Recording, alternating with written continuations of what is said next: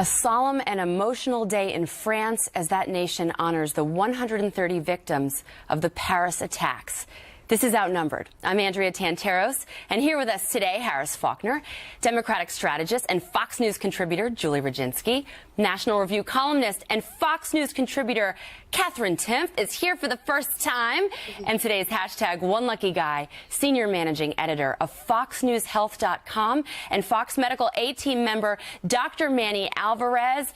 And you are outnumbered on this day when all of us have probably overeaten and could use a little advice from you on what to do about it now. Not from me. I love to overeat myself. But everybody had a great Thanksgiving, I hope. We did. I had a wonderful time yesterday with the family. And, you know, this is a very good time of the year, you know, to remind ourselves how lucky we are and what a great country we live in. That's Amen. True. Very blessed. Yes, amen to that. And let's get right to the news. 2 weeks to the day after the horrific assault on the City of Lights, French President Francois Hollande reading the names of the dead at a national ceremony of remembrance and promising families of the victims that he will do everything to destroy what he calls the army of fanatics. This after the French leader met last night in Moscow with Russian President Vladimir Putin, securing an agreement to share intel in the fight against ISIS. Also, possibly stepping up their involvement, Great Britain, as Prime Minister David Cameron makes an urgent appeal to lawmakers in the UK to support airstrikes against ISIS in Syria. In the meantime, syndicated columnist Charles Krauthammer saying that ISIS has created a terror-trading state bigger than anything the world has ever seen on a President Obama's watch. Listen. We're not asking a lot of the president. We're simply asking for what the French president asked for, a modicum of urgency, a modicum of commitment, and it has never been there. And it isn't there now, and it's not going to happen between now and the day he leaves office. So, will President Obama listen to that advice, Harris? And is it about showing urgency, or is it about actually doing something and showing it? Well, I think in terms of this story, because it has been so badly judged by this particular White House over the last year and a half with the JV team comments and so on and so forth, that it is necessary that they do both. I mean, if you're going to show urgency, and also do urgency, I think the two go hand in hand. I will say, though, it was kind of interesting. So French President Hollande met both with Putin this week and President Obama. So he's been making the rounds. He's trying to start that new coalition because we, according to President Obama, already have 65 countries, but not quite doing maybe what needed to be done. So Hollande is making the rounds. Our response, very similar to Russia's. And if you look at some of the commentary that has been made about just looking at the body language and so on and so forth with President Putin and Hollande, not a lot of eye contact made in those bilaterals. This is a difficult spot for everybody. The thing that's happened now, and I say the toxic thing that's happened now between Turkey and Russia with that fighter jet being shot down, has clouded everything. So France just simply got support, but not that new coalition. Dr. Manny, Vladimir Putin saying he is willing to work with the coalition defeating ISIS. Putin has been ahead of this. I mean, say what you want about it, but he's been active in Syria. He does identify ISIS as an enemy. And some of the United States are saying, why doesn't the United States join up and piggyback on that? You know, I'm a little older than you, all of you, and I remember the time, or, you know, in American history, the leadership of America was always there. You know, every time there was a world crisis, it was the U.S. president, the U.S. government who created the agenda, brought everybody to the table, and we had big issues throughout the history of this country. If you look at what's going on today, you have all these presidents flying to different cities, trying to come up with some sort of agenda. Our president is, you know, null and void. He's nowhere to be found. You know, you had 130 people that died a couple of weeks ago. He should have been there. He should have been in Paris. Showing the American leadership, understanding the problem. But right now, nobody's in charge of anything. And you see the chaos that this is creating around the world. Well, Julie, it seems like the Russians have stepped up into this region. They've elevated their presence there. And it looks like the French president is willing to take that help. Should the United States, even if President Obama doesn't want to put boots on the ground, should he join in a more realistic way besides lip service and words like, oh, we're going to coordinate? Well, look, we're bombing, and certainly I think we could do more on that front. The problem is there's always a price to be paid if we join with the Russians, which means that we have to forego getting rid of Assad. We have to forego any sanctions with respect to the Ukrainian crisis, which continues to be a very real crisis. We have to forego the fact that our NATO ally, Turkey, just shot down a Russian plane. The Russians claim it was in Syrian territory. The Turks claim it was in their territory. And if you see what Putin did, he, of course, blamed it on the United States. This brings me back to the good old days of the Cold War. Like we would have orchestrated that as the plane. I mean, this brings me back to the halcyon days of the Cold War, when anything happened in the world, it was automatically America's fault when it came to the Soviets. Putin's having that playbook again. So there is a price to be paid. We could join with the Russians. But that means everything I just mentioned has to be back off the table. And I'm not sure that as a foreign policy. I'm wondering, I mean, Kerry is, Kat, working on some sort of solution in Syria, which if Assad goes, it's likely that whoever fills the place will be his evil twin number two and will be ideologically aligned with him. About this Turkish airplane, it's a pretty sticky situation, and I think President Obama knows that, because they're a member of NATO. But over the weekend, or I should say over the holiday, which felt like a weekend, there were reports that United States shared that flight path and that plane was in Syrian airspace, that the Turks had no right to shoot that plane down. But because of NATO, we now are obliged to get involved. I mean, I think Turkey should be thrown out of NATO. What do you think? I think that even if we are obliged to get involved, and we won't, and Obama wants to make it clear that we won't, and I think he's trying to minimize what he even is doing in terms of airstrikes and all those kinds of things, because he came in here saying he was going to be an anti-war president, he was going to be a peaceful president, and no matter what happens, I just kind of picture him with his fingers in his ears being like, la la la, no, we're good, we're fine, it's fine, don't worry about it, because he wants his legacy to be what he expected it to be.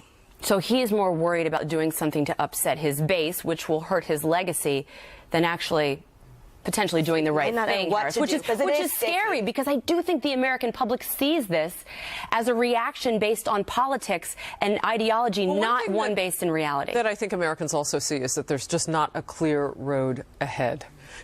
And so they might be able to get behind anything if they just knew what it was. We started this conversation, though, with the people of France, and our hearts go out to them after what happened.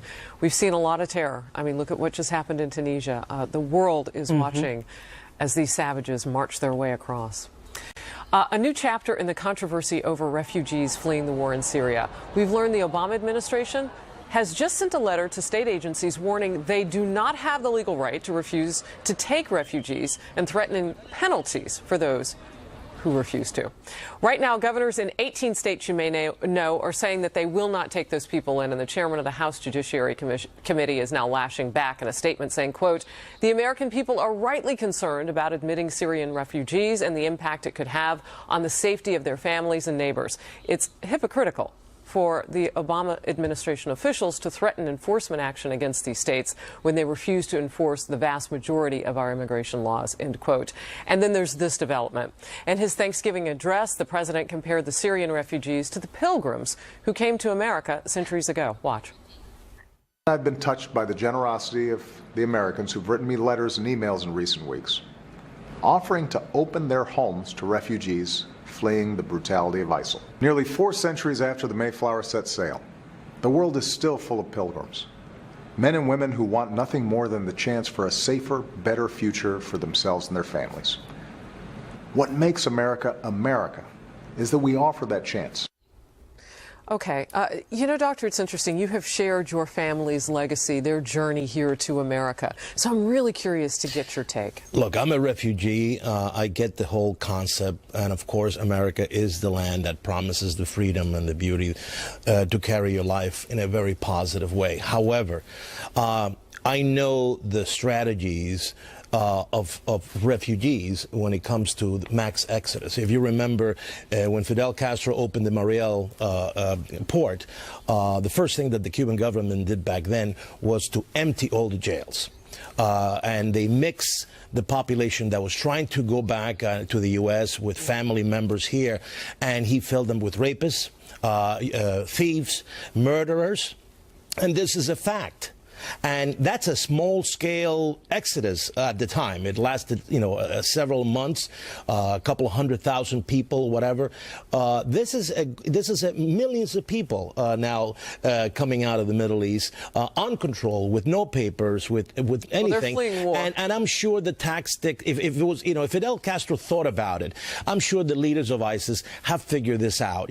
Infiltrate people in that group, and eventually will call upon you to do harm. And we have to be careful. Right now, we have to be very careful. I want to ask this question, though. Yeah. You were a beneficiary of that onslaught of people coming to this country. So would you say close the doors? Like, what's the answer? I mean, I don't know what the inside out. We have no answer right now because everything is out of control. When you have a president with no foreign policy, when you have things that have no measurable, things that you can checks and balances, you have to take a pause. You have to stop for a minute and say, wait a minute, this is not the time. This is not the time. To take the refugees without better procedures, and we don't have those procedures right now. Forget it, an issue of timing.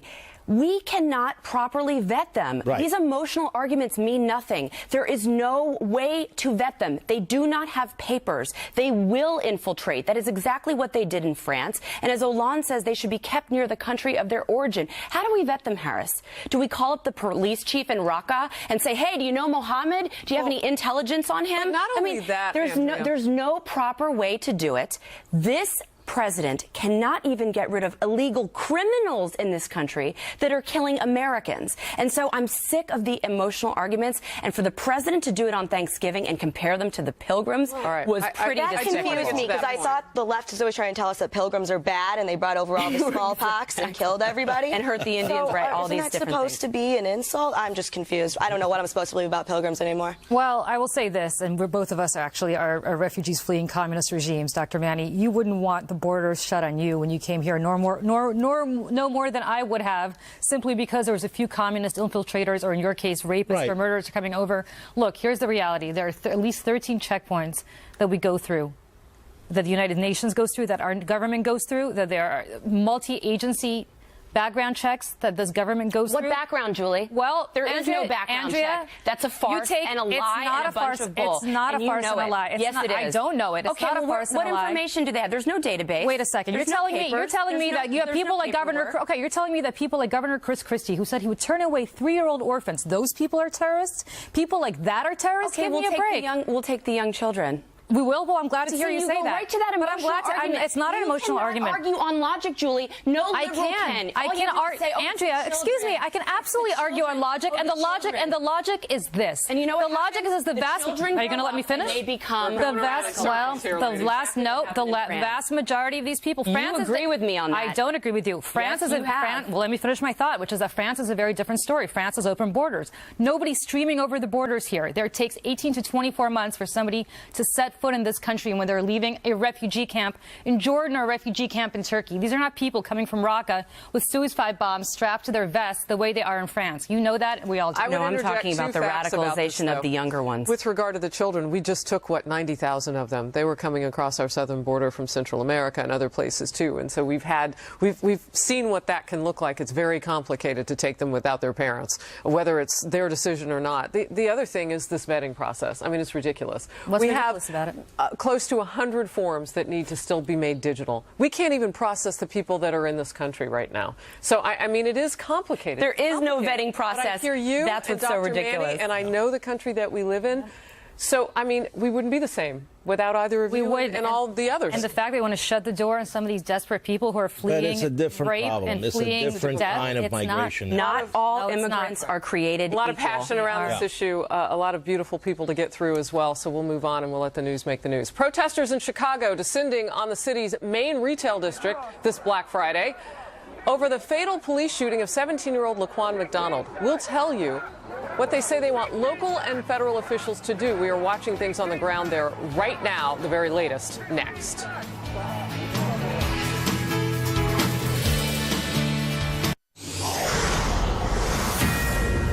This is a Fox News alert. Protesters taking to the streets yet again in Chicago, this time targeting the Windy City's high-end Magnificent Mile shopping district. They're trying to put a dent in the local economy on Black Friday, the busiest shopping day of the year. Demonstrators continuing to press their outrage over this week's release of police dashcam video showing the 2014 fatal shooting of 17-year-old Lachlan McDonald, shot 16 times by Officer Jason Van Dyke, who is now charged with first-degree murder. Protesters are calling for the resignation of Police Superintendent Gary McCarthy and for a federal investigation into his department. Okay, Kat, these protests could potentially boil over today. That was one of the things that we've seen. They say they want to disrupt this economy.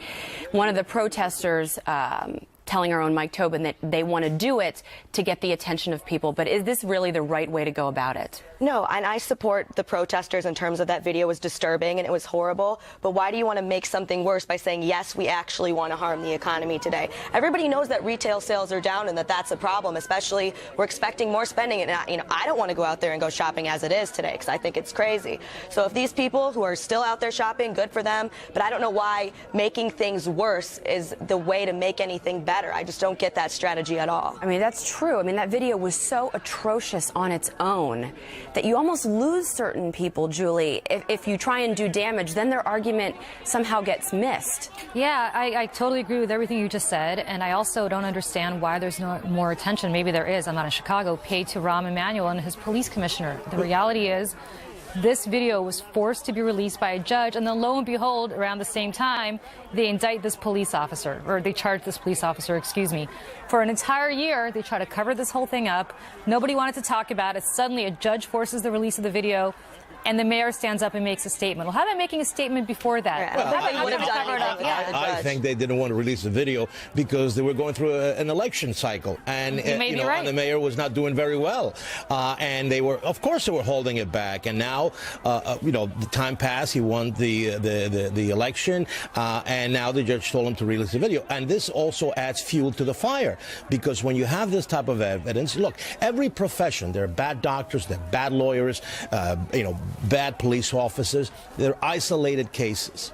But the state government and the city government, every time they pull one of these things where they hold the evidence, they don't talk to the leaders of the community, it creates the whole buildup. And this is exactly why they're paying the price in Chicago today. Because when you don't have transparency and you come out and say, look, this guy, maybe he was not a good guy, but this has no reflection because the police nowadays has to do so many other jobs. If you talk to a police officer in the 1950s, hey, robbers and murders and shooting and all that. Well, now we have, they have to look at terrorism. They have to look at so many things. And this is sort of a distraction from that, Harris. I mean, we're moving away with these protests from the issue at hand, which Julie outlined. I mean, the real issue at hand. Well, I'll tell you what the issue is right now, what's playing out live on our screen, because what they are seeking, obviously, is exactly what they're getting. They want attention for their voices to be heard about the anger that they feel in terms of this case. I've interviewed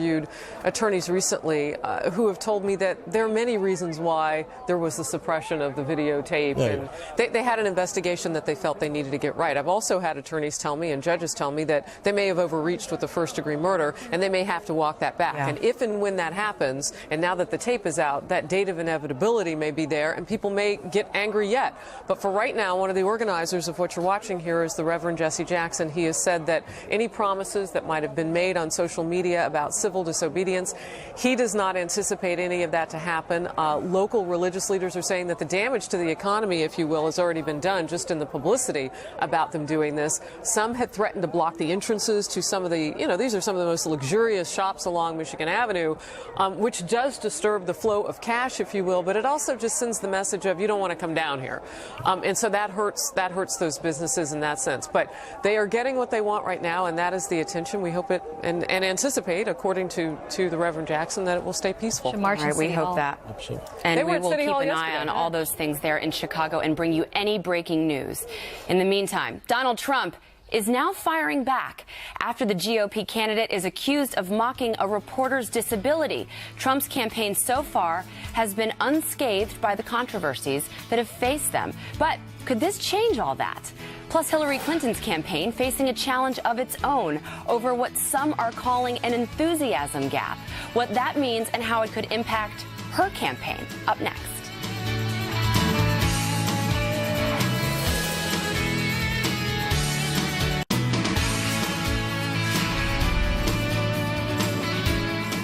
Republican presidential candidate Donald Trump refusing to apologize after appearing to mock a New York Times reporter's physical disability. It happened during a campaign rally in South Carolina. That reporter, Sergei Kovalevsky, has a condition which affects his arm movements, the newspaper calling Trump's actions, quote, outrageous. But Trump denies he was mocking that reporter and says the New York Times should apologize to him, actually. In a statement, Trump says, quote, I have no idea who this reporter Sergei Kovalevsky is, what he looks like, or his level of intelligence. I don't know if he is J.J. Watt or Muhammad Ali in his prime, or somebody of less athletic or physical ability. Despite having one of the all-time great memories, I certainly do not remember him, end quote. But now that reporter says he's covered Trump for years and even interviewed him in his office. Andrea, your thoughts? This is a tough one for me because my younger brother was disabled, and when people make fun of the disabled, I become furious.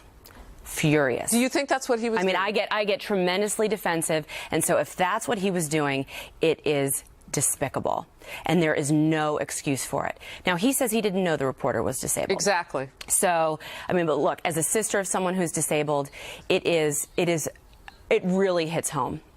So I think that Donald Trump should have apologized or clarified it better, because now it's a question of credibility. Did he really know that he was disabled? And then he also loses his argument, because the argument should be that this guy wrote a hit job story and doesn't have credibility and then denied really writing the story. That's the issue at hand, not his disability. For me, the disability is that he's a liberal. That's the biggest issue that I would criticize him on, not his physical one. So, Katherine, how does he get beyond this? Because it seems like Donald Trump can have a misstep every now and then, and he always comes up, not just gets up stronger. He doesn't have to do anything. He did what he always does. He doesn't just not apologize. He goes on the offensive, and he says, how dare you make this up? You need to apologize to me. Every single time. He has a delusional level of faith in himself, which honestly, it must be fun, right? To think that you've never ever made a mistake. You'd walk around being happy all the time. It must be really, really fun.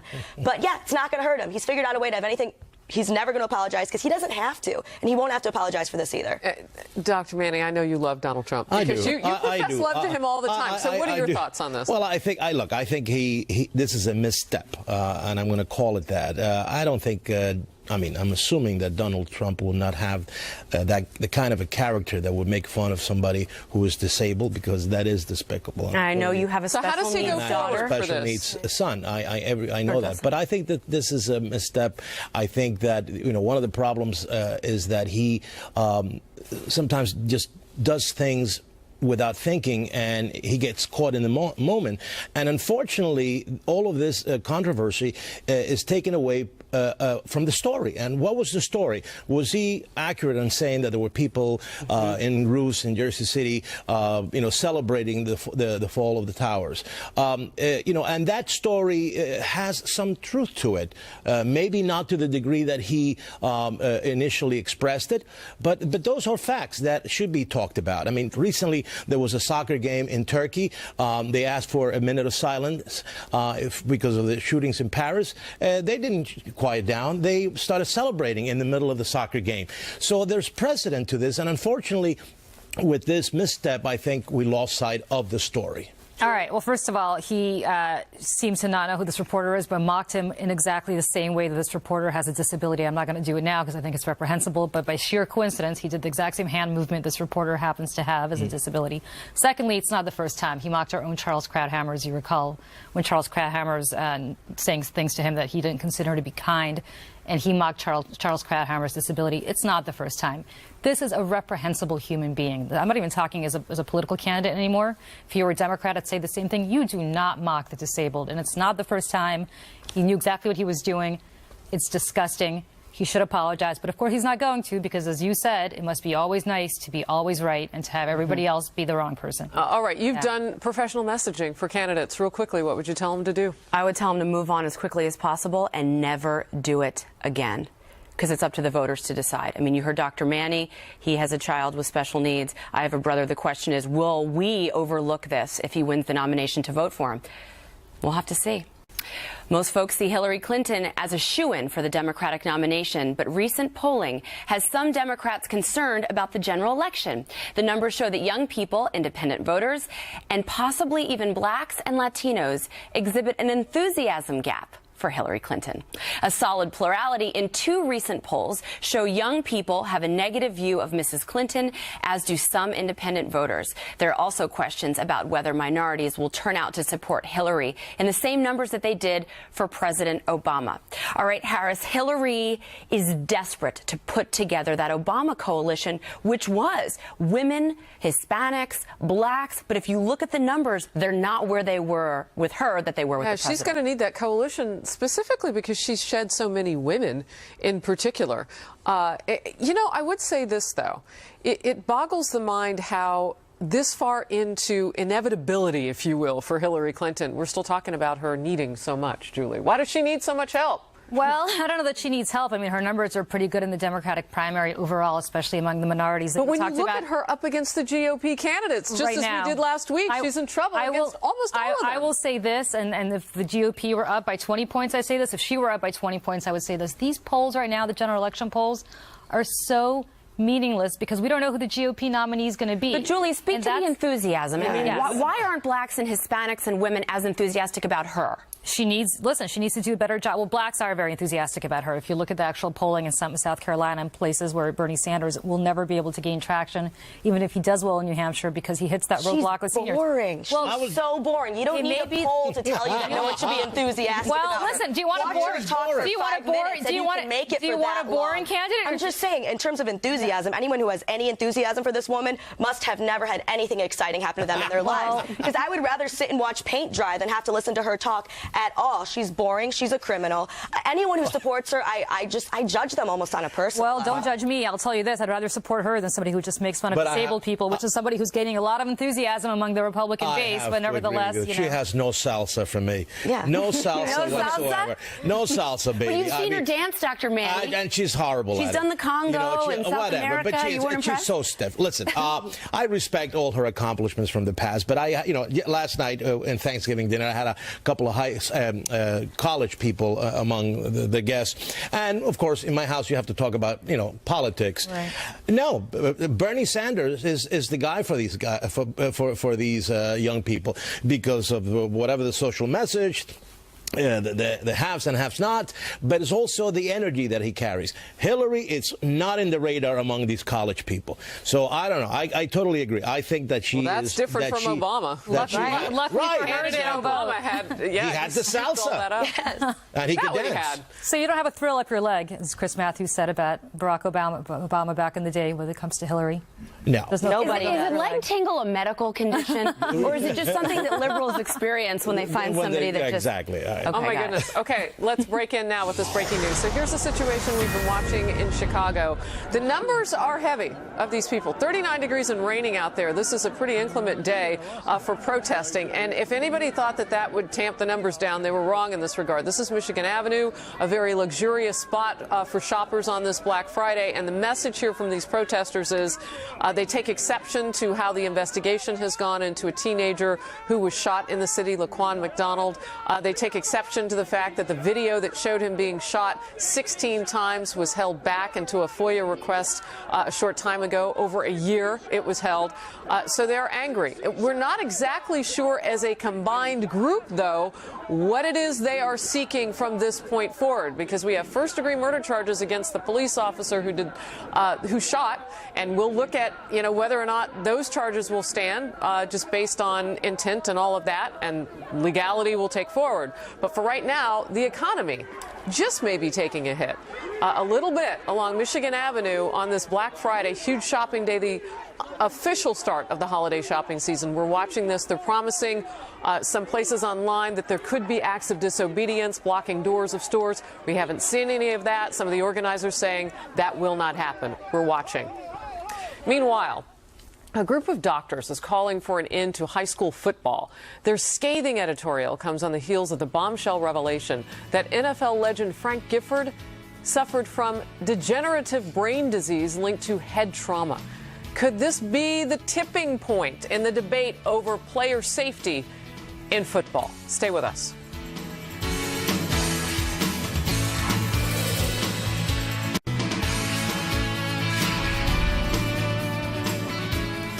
The debate over concussions in football is reaching critical mass this week, with the family of Frank Gifford announcing the NFL legend suffered from CTE, a type of degenerative brain disease linked to head trauma.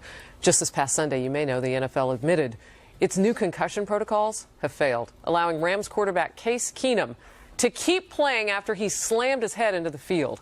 All this happening in the run-up to the Christmas Day release of the movie Concussion, starring Will Smith as the real-life forensic pathologist who reported the first case of CTE linked to pro football. A group of doctors now saying enough is enough, at least when it comes to young people. An upcoming editorial in the American Journal of Bioethics reading, quote, "Health professionals should call for ending public school tackle football programs. We disagree with the perspective and the argument of a recent report by the American Academy of Pediatrics that supports the current organization of reforms. Research about the consequences of school football for cognitive function is foreboding and evolving in a discouraging way. The medical community could help students, schools, and society leave a sport on which the sun is setting," end quote. Wow, that indicts all of football, Doctor. And I agree with that statement. I think either you change the rules of football as it is and make it less traumatic, or eliminate it. You know, when you have kids, let's say grammar school, playing contact football, and then they get into high school, then they get into college, and because they're looking for a career, let's say, because their parents think they're going to be a superstar, you are damaging that kid's brain right from the very beginning. And there's no way around that. Like, is somebody more special than somebody else? No, I mean, this is repetitive hitting in the head. This is all that it is. You know, if you put a kid in boxing at the age of 6 and you punch him in the face and punch him in the head and punch him in the head, by the time they get to college, they have a lot of damage in their brain. So now you have the argument. Everybody wants to live to the age of 100, right? Because nobody wants to die anymore. Everybody wants to live to the age of 100. Okay, you can live to an age of 100, but at least protect vital organs, because you're going to need your brain when you're in your 70s, your 80s, and your 90s. And this sport right now, as it is played, doesn't allow you to do that. So Katherine, part of the argument, not for the young people, but for professional football, is these guys can make their own decisions. Exactly. They definitely can. I think it's pretty obvious that getting repeatedly hit in the head is going to be bad for your head. I don't think you need a study to show you that. That's obvious. It's also obvious that football is not going anywhere. People love football. I don't like it. And now everyone hates me just for even saying that, which is how much I love football. Exactly. Be careful. Exactly. When you tell people that you don't like something, they don't take it very well. I've realized that. I've realized that. Like, maybe I don't like Star Wars either. Oh, no. Here we go. I'm moving off the couch. And I don't like Star Wars. I just made so many enemies. So it's not, to even suggest that it would be going anywhere, that's never, ever, ever going to happen. So you think the market will drive this? Yeah, absolutely. I'd rather watch Forensic Files myself.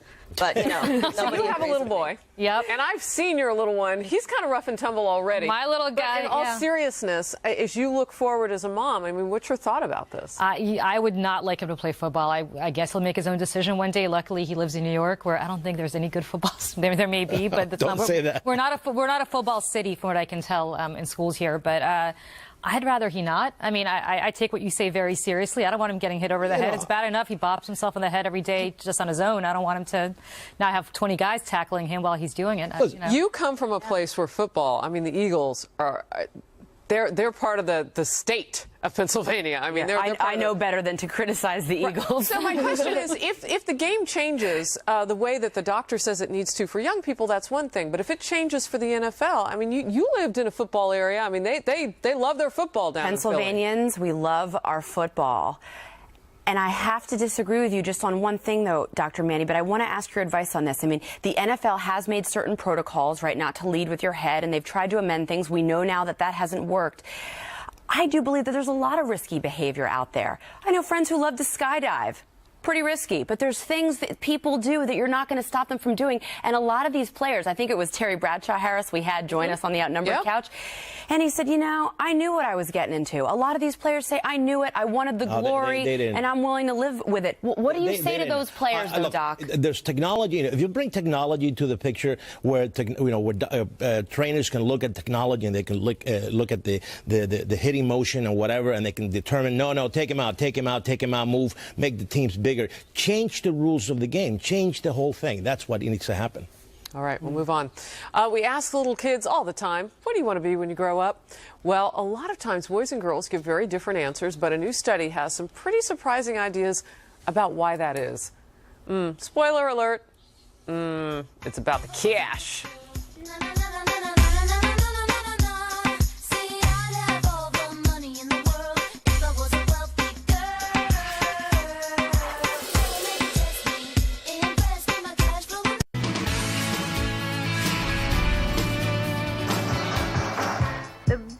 Things in life are free, but you can give them to the birds and bees. I want money. Well, teens are told to pursue the career of their dreams, but a new study claims that gender may influence those choices. Oxford University researchers found teenage girls tend to go for jobs that they can feel good about and offer the right lifestyle and job security, while teenage boys tend to chase big bucks and big salaries.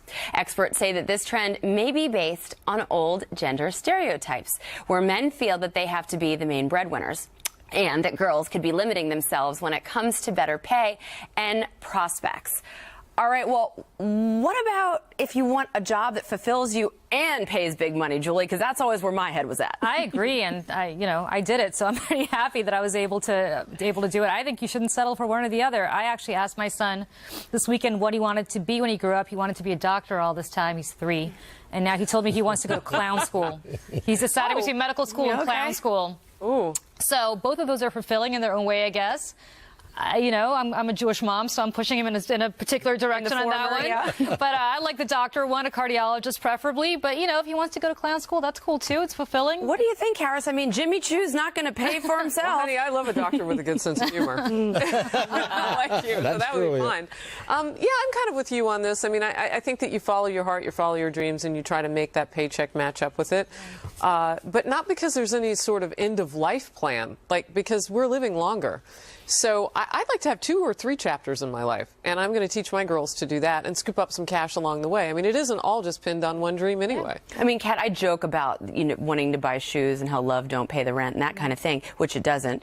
But it also provides you with a sense of security. And I thought that was always the motivator for me, that you won't feel compelled to make a bad decision and be forced to maybe marry an idiot. You can have your own independence, so you can make wise choices. Right. It's empowering to make your own money, because then you can make your own choices. But also, by the way, clown school is not like a 4-year program. He doesn't know that. You can do that. It's not like a college, because I for some reason know many people who've done it. And I don't know I'm going to have you come talk to him. That's awesome news. I feel free to introduce him to some clowns, but you might not want that. It's all up to you. Well, Dr. Manny, it seems like you picked both. I mean, being a doctor must be so fulfilling. You deliver babies. What could be more fulfilling than Let me that? tell you, I got boys and girls. And I think that women are far smarter than boys when it comes to choosing education, careers, especially today. I think the young woman of today has so much information available to her, and this is allowing them to,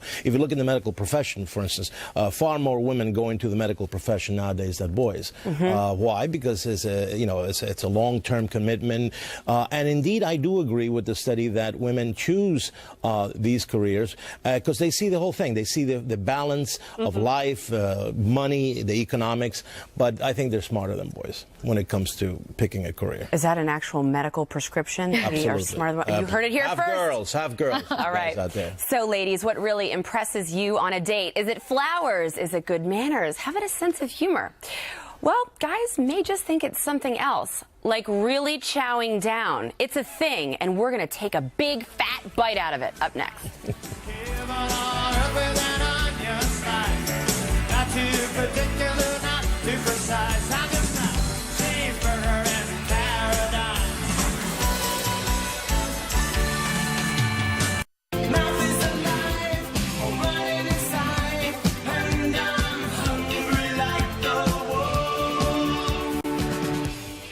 See, that song doesn't really spell romance to my heart, but maybe for you. Okay, guys, when you really want to impress a woman, what do? Do you give her flowers, take her out to a fancy restaurant, maybe you flex your guns? Well, a recent study says some guys do something many of us did yesterday when we want to wow a woman: overeat. For real, they say. This is actually a thing. Researchers at Cornell University found men eat 93% more pizza, an additional slice and a half, when chowing down in front of a woman as opposed to when they're just eating with only guys. Doctor, why is this? Well, you know, I've been trying to impress women for over 50 years. Oh, no. See, and I love women. If this is what it takes to get their attention. You're going to take one for the team? Is there a physiological reason for this? No, you know, guys are weird. You know, when they get to my age, they buy Ferraris and things like that to impress the girls. But you know, guys have a weird way of communicating. Really? And you know, unfortunately, eating is one of them. Yes. You're single and dating? Yes. Is this the sort of thing you're looking for? Well, first of all, let me say I'm offended that you don't think Simon Le Bon evokes romance, because I love Simon Le Bon. Really? Hungry Like a Wolf? Yes, Okay. I love Duran Duran. Yeah, I really don't care what eating. Really? I love it. I mean, I eat. By the way, no. The bigger thing is, I by the way, am one of those women. I chow down on a first date. Yeah. You know those things that they say women don't eat a lot on first dates. I do want them to put eat more than chow that. down. Yesterday, I was like dipping macaroni and cheese into sweet potato casserole and putting bacon on it, and I felt gross.